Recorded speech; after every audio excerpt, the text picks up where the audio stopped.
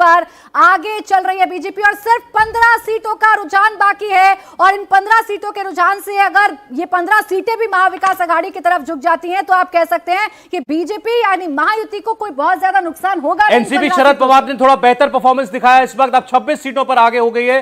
आपको अलग अलग रीजन्स में दिखा देता हूं। मुंबई के 36 में से 35 ट्रेंड्स हमारे पास हैं। इसमें देखेंगे आप कांग्रेस प्लस 11 पर, बीजेपी प्लस 24 सीटों पर आगे चल रही है। सीधा मतलब है एकनाथ शिंदे उद्धव ठाकरे पर भारी पड़ रहे हैं मुंबई के अंदर।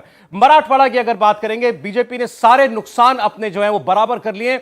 28 सीटों पर बीजेपी गठबंधन आगे दिखाई दे रहा है, 18 सीटों पर कांग्रेस प्लस वो आगे दिखाई दे रहा है। मराठवाड़ा मतलब Maratha vote versus OBC vote, BJP OBC vote consolidate करने में कामयाब हुई। ठाणे कोंकण में 27 सीटों पर महायुति आगे है। इसका मतलब बीजेपी, एकनाथ शिंदे, कांग्रेस और उद्धव ठाकरे पर वो भारी पड़ते हुए दिखाई दे रहे हैं।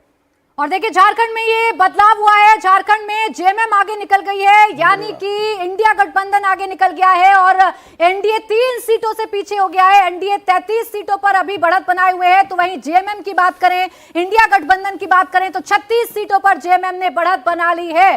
कांटे की टक्कर अभी भी है। कुल 69 सीटों के 81 में से सामने आ चुके हैं और 33 सीटें जो हैं वो एनडीए उस पर बढ़त बनाए हुए हैं। जेएमएम इंडिया गठबंधन 36, बहुमत का आंकड़ा 41 का है। अब कौन पहले इस कांटे की टक्कर में बहुमत का आंकड़ा छूता है, क्योंकि फिलहाल इंडिया गठबंधन आगे है, यानी कि जेएमएम आगे है। 37 सीटों पर जेएमएम आगे है और 24 सीटों पर अकेले जेएमएम के प्रत्याशी आगे चल रहे हैं। कांग्रेस 12 सीटों पर आगे चल रही है। सबसे बड़ी पार्टी झारखंड में अभी भी बीजेपी बन रही है। 28 सीटों पर बीजेपी के प्रत्याशियों ने बढ़त बनाई है, हालांकि अभी घटकर 27 हो गया। और देखिए महाराष्ट्र की टैली आप देखिए कितनी दिलचस्प हो गई, 176 हो गई है ये टैली, यानी महायुति 176 सीटों पर आगे चल रही है और 96 सीटें हो गई हैं अब अकेले दम पर भारतीय जनता पार्टी की।